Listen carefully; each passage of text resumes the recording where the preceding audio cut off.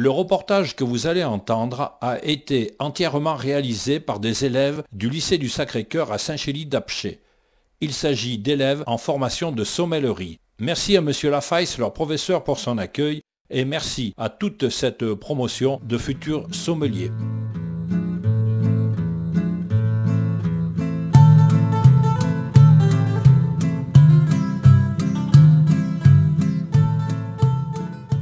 Bonjour, bienvenue au restaurant du Sacré-Cœur à Saint-Chély-d'Apcher, en Lozère. Nous sommes actuellement avec une classe de sommellerie pour essayer d'approfondir les secrets de ce métier. Donc on va poser plusieurs questions à un groupe d'apprentis sommeliers et on va essayer d'en savoir plus. Lisa, est-ce que vous pourriez nous parler de la sommellerie, s'il vous plaît? Alors oui, je peux vous parler de la sommellerie. La sommellerie, je dirais que c'est un petit peu difficile de résumer exactement ce que c'est. Pour moi, c'est l'art de servir le vin, c'est l'art de connaître un petit peu tous les vignobles français. Rémi, avez-vous un avis sur la sommellerie?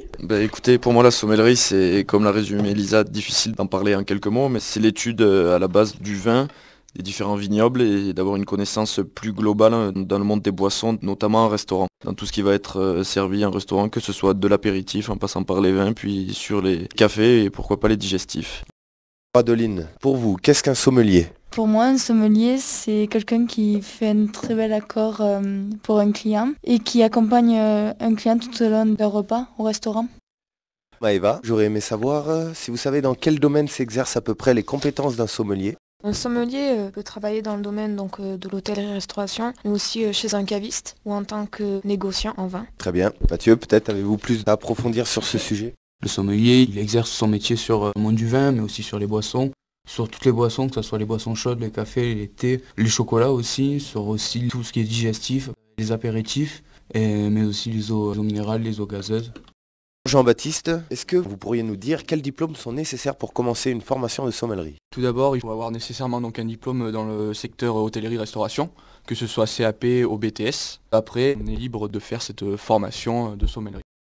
Pierre, pourriez-vous nous dire combien de temps dure la formation? Donc, la formation est une année scolaire, dure 1 an. Quelles sont les différentes matières enseignées? On a plusieurs matières. On a des cours d'anglais, de gestion, œnologie, dégustation, législation et connaissances boissons. Rémi, comment se répartit le temps de formation? Si c'est essentiellement un enseignement au lycée du Sacré-Cœur de Saint-Chély-d'Apcher, ou bien cet enseignement comprend-il des stages auprès de professionnels? Et qui sont ces professionnels? Je pense que cette formation peut être séparée en 2 grandes parties, parce qu'effectivement, comme vous l'avez dit, on a beaucoup de stages, on en a 4 sur l'année, de différentes durées. Donc le premier va commencer en septembre-octobre, en fait on est sur le stage vendange-vinification, c'est que là on est dans un vignoble où c'est que nous on s'est situé majoritairement sur Saint-Chinian, enfin le Languedoc-Roussillon. Là on va vraiment travailler le produit de base, le raisin, pour essayer de comprendre et de faire un petit peu le vin à notre façon, avec des vignerons très expérimentés qui nous apportent beaucoup de conseils. Ensuite on a un deuxième stage en restaurant, celui-ci, au mois de novembre. On est dans des restaurants, sans paraître péjoratif, de milieu de gamme. On va vraiment être en appui d'un sommelier pour bien comprendre comment se déroule le métier. On en a un troisième sur la période de Noël en cave. Noël, c'est la très grosse partie de leur chiffre d'affaires qui est réalisé sur cette période. Là, on voit un métier qui est complètement différent. C'est vraiment sur un appui sur des clients qui ne connaissent pas forcément grand-chose au vin. On est plus là pour les conseiller. Ils arrivent bien souvent avec la liste de leur menu de Noël ou du premier de l'an. Et on doit les conseiller là-dessus. Et un quatrième qu'on va attaquer prochainement. Là, on est envoyé dans des restaurants gastronomiques ou des palaces pour vraiment travailler dans des grosses brigades et servir des vins de grande qualité. Lisa, est-ce que vous pouvez nous dire quelles sont les qualités d'un bon sommelier? Un bon sommelier, c'est quelqu'un qui sait être à l'écoute des besoins de son client, qui connaît ses préférences en matière de vin. Il faut que le sommelier sache valoriser le vin, le produit qu'il vend. Mathieu, pouvez-vous nous dire quelles sont les qualités d'un bon sommelier ou d'une bonne sommelière? Un bon sommelier doit d'abord faire plaisir au client, en lui apportant un moment de bonheur, en accordant le plat avec un vin et lui donnant des sensations bien différentes et particulières. Ensuite, il doit être à l'écoute de son chef de la partie cuisine de ses clients. Il doit chercher les besoins du client en lui posant certaines questions pour ne pas le décevoir. Jean-Baptiste, quelles sont pour vous les qualités d'un bon sommelier? Il faut s'y connaître déjà un minimum dans le monde du vin. Il faut avoir quelques références et des connaissances pour pouvoir réaliser des accords assez exceptionnels donc avec les plats de nos cuisiniers. Il faut aussi avoir une bonne gestion de cave avec des fournisseurs assez importants et des producteurs, qui est un relationnel qui se construit entre le sommelier et les producteurs, ce qui est assez important donc, dans ce milieu-là. Après, il faut toujours savoir se mettre en avant, montrer qu'on est important, on va dire, dans une brigade, dans un grand restaurant. Et c'est ça le plus important. Voilà. Adeline, pourquoi avoir choisi cette formation et donc ce futur métier? J'ai choisi cette formation pour savoir connaître un peu plus le vin et faire plaisir aux clients. Pierre, J'ai choisi cette formation pour compléter ma connaissance dans le domaine de la restauration et aussi parce que le vin est très important en restauration pour les clients. Bon sommelier peut faire de très belles choses dans un restaurant. Jean-Baptiste, pour vous, quel serait votre projet pour l'avenir en sommellerie?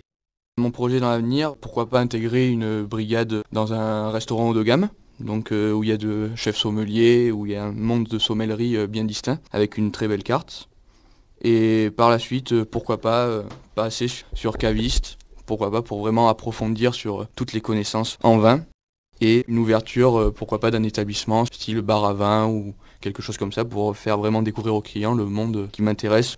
Pour vous, est-ce que caviste ne serait pas beaucoup plus commercial que sommellerie en elle-même? C'est peut-être à but commercial d'être caviste, mais moi je pense qu'un bon caviste sait de quoi il parle. Et pour être caviste, il faut avoir de très très bonnes connaissances sur le monde vinicole, que ce soit en France ou à l'étranger. Mathieu, je crois savoir que vous avez fait des vendanges dans les gorges du Tarn en début d'année. Qu'est-ce que cela vous a apporté par rapport à la formation? C'était donc sur le village des Hispagnacs, au domaine de Cabridel. Le matin, nous avons vendangé avec l'équipe de vendangeurs qui était présente pour la saison. Ensuite, nous avons pris le repas. Les producteurs nous ont montré la culture du terroir, de la terre, et qu'ils aimaient leurs produits. Vous souvenez-vous des gens qui géraient ce domaine? C'était Madame Elisabeth Boyer et Bertrand Servière. À Hispagnac, c'est ça? Comment avez-vous réagi la première fois qu'on vous a annoncé que vous allez vendanger, mais des vignes en Lozère? Parce que des vignes en Lozère, c'est pas très commun quand même. Si, c'est commun. Après, il y a un peu plus en descendant, vous avez les terrasses du Larzac où il y a aussi des vignes. C'est pas non plus anodin. Donc Lisa, est-ce que la sommellerie est uniquement consacrée au monde du vin? Pas uniquement. Le sommelier, il a aussi des connaissances en matière de thé, de café. Le café présente de nombreux grands crus. C'est souvent apprécié en fin de repas. Donc le sommelier doit connaître le café et les thés pour pouvoir conseiller au goût du client. Également aussi choisir les eaux minérales.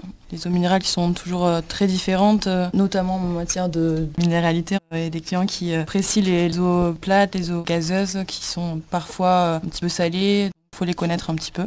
Le sommelier aussi doit avoir des connaissances en matière de liqueurs, de digestifs. Pierre, vous participez à un concours, les Olympiades des métiers. Pouvez-vous nous en dire un petit peu plus? Je participe aux Olympiades des métiers donc en sommellerie, à Montpellier. C'est un concours qui consacre uniquement la sommellerie ou plus un ensemble global? Surtout la sommellerie avec plusieurs ateliers et on se confronte à d'autres élèves de sommellerie de la région.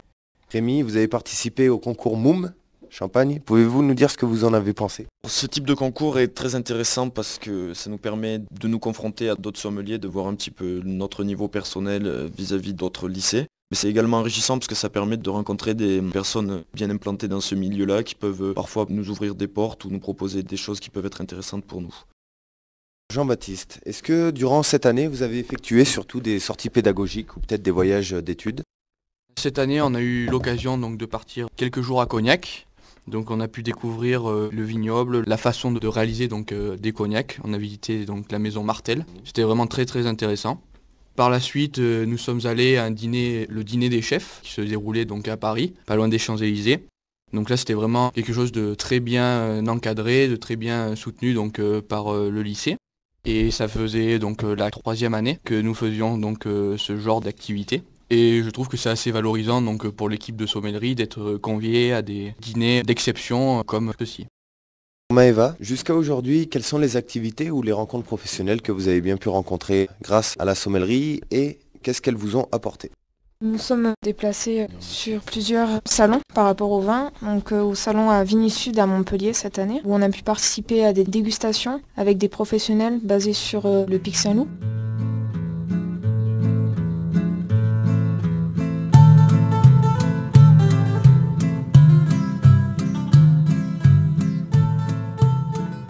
Ainsi donc se termine cette rencontre avec les futurs sommeliers. Merci encore à M. Lafaïs, leur professeur, pour son accueil et également merci à toute cette promotion donc de futurs sommeliers.